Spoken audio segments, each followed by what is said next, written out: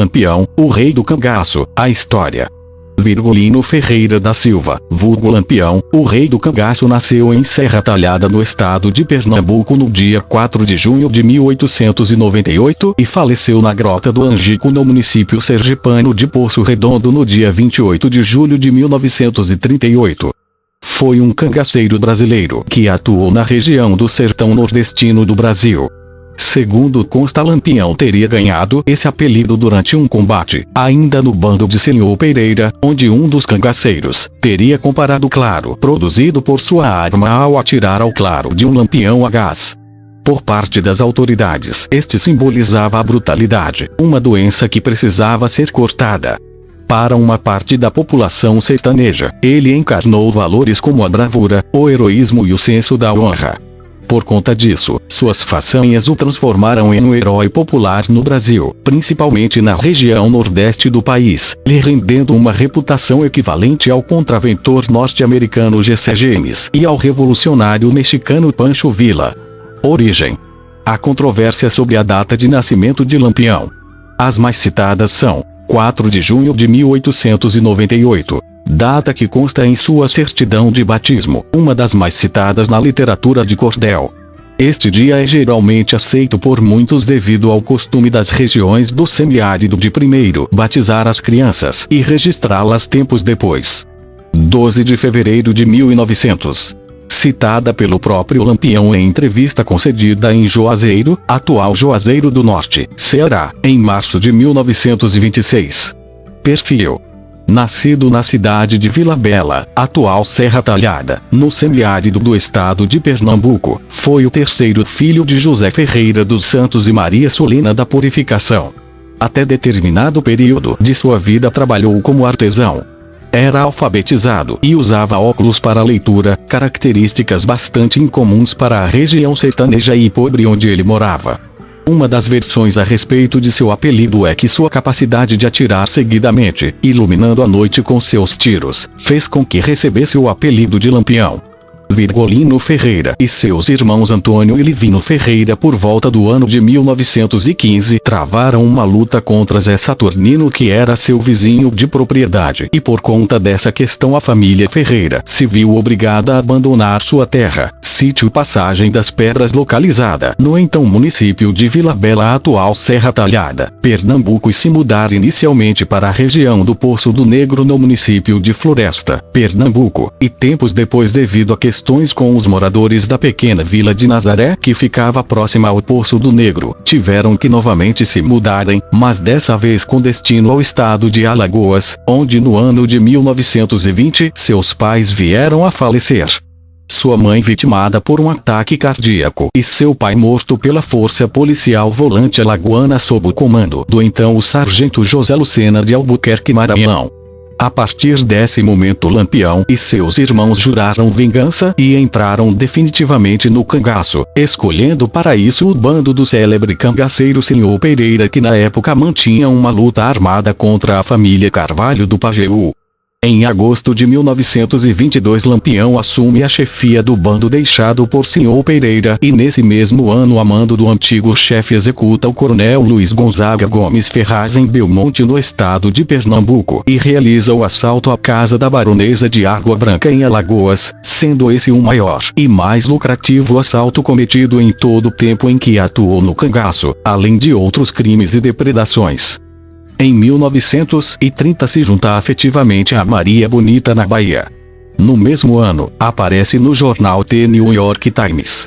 Entre os anos de 1935 e 1937, seu cotidiano na Caatinga é fotografado e filmado por Benjamin Abraão Calil Boto.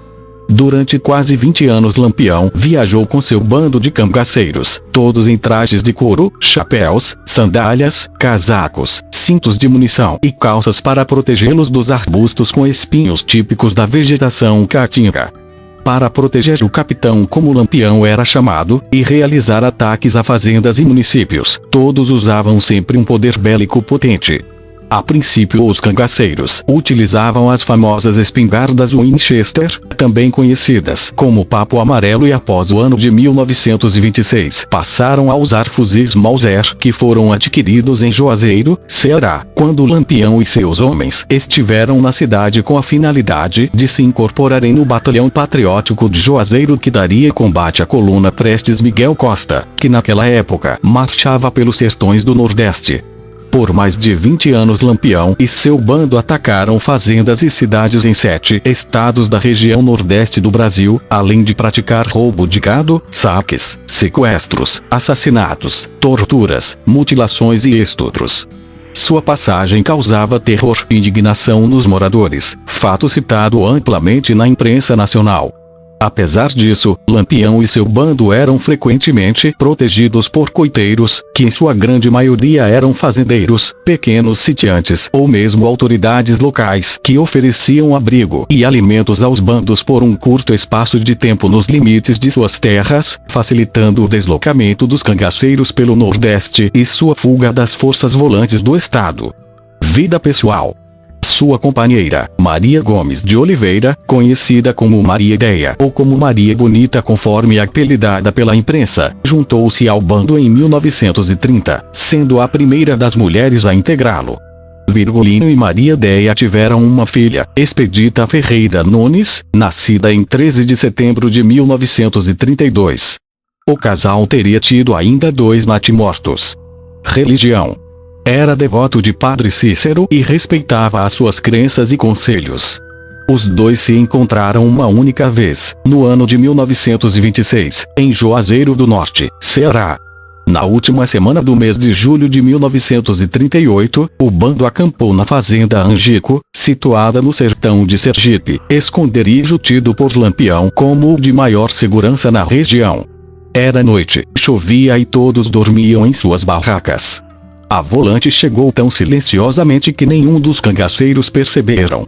Por volta das 5 horas do dia 28 de julho de 1938, os cangaceiros levantaram para rezar o ofício e se preparavam para tomar café. Quando um cangaceiro deu o alarme, já era tarde demais. O bando foi pego totalmente desprevenido.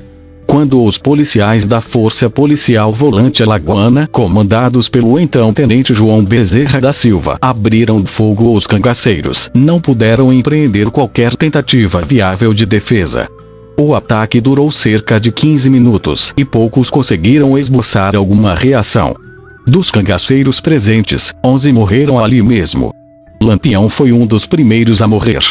Logo em seguida, Maria Bonita foi gravemente ferida. Alguns cangaceiros, transtornados pela morte inesperada do seu líder, conseguiram escapar. Bastante eufóricos com a vitória, os policiais apreenderam os bens e mutilaram os mortos. Apreenderam todo o dinheiro, o ouro e as joias. A força volante, de maneira bastante desumana para os dias de hoje, mas seguindo o costume da época, decepou a cabeça de Lampião. Maria Bonita ainda estava viva, apesar de bastante ferida, quando foi degolada.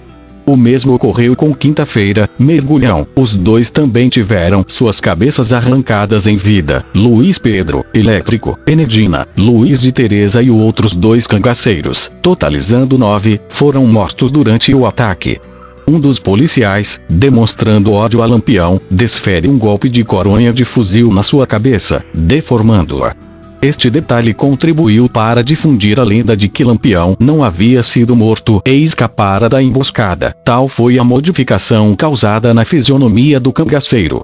Feito isso, pegaram as cabeças e as colocaram em latas de querosene, contendo aguardente e sal. Os corpos mutilados e ensanguentados foram deixados a céu aberto, atraindo urubus. Para evitar a disseminação de doenças, dias depois moradores locais colocaram criolina sobre os corpos. Como alguns urubus morreram intoxicados pela criolina, este fato ajudou a difundir a crença de que eles haviam sido envenenados antes do ataque, com alimentos entregues pelo coiteiro traidor. Percorrendo as cidades do interior alagoano, o tenente João Bezerra e os soldados exibiam as cabeças, já em adiantado estado de decomposição, por onde passava, atraindo uma multidão de curiosos. Primeiro, os troféus estiveram em Piranhas, onde foram arrumados cuidadosamente na escadaria da prefeitura, junto com armas e apetrechos dos cangaceiros, e fotografados pelo fotógrafo João Damasceno Lisboa. Depois as cabeças dos 11 cangaceiros mortos foram levadas ao Instituto Médico Legal, onde foram examinadas, e pouco tempo depois as cabeças de Lampião e de Maria Bonita foram encaminhadas para o Museu do Instituto Dr. Nina Rodrigues em Salvador, Bahia, onde ficaram expostas até fevereiro de 1969, quando foram liberadas para sepultamento. As cabeças dos outros 9 cangaceiros mortos foram enterradas em um cemitério em Maceió, Alagoas. No IML de Aracaju, as cabeças foram observadas pelo médico Dr. Carlos Menezes. Depois de medidas, pesadas e examinadas, os criminalistas mudaram a teoria de que um homem bom não viraria um cangaceiro, e que este deveria ter características sui generis. Ao contrário do que pensavam, as cabeças não apresentaram qualquer sinal de degenerescência física, anomalias ou displasias, tendo sido classificadas, pura e simplesmente, como normais. Durante muito tempo, as famílias de Lampião, Corisco e Maria Bonita lutaram para dar um enterro digno a seus parentes. Silvio Bulhões, filho de Corisco e Dagá, em especial, empreendeu muitos esforços para dar um sepultamento aos restos mortais dos cangaceiros e parar, de uma vez por todas, a macabra exibição pública. Segundo o depoimento de Silvio Bulhões, 10 dias após o enterro de seu pai, a sepultura foi violada, o corpo foi exumado, e sua cabeça e braço esquerdo foram cortados e colocados em exposição no Museu Nina Rodrigues. O enterro dos restos mortais dos cangaceiros só ocorreu depois do projeto de lei número 2867, de 24 de maio de 1965.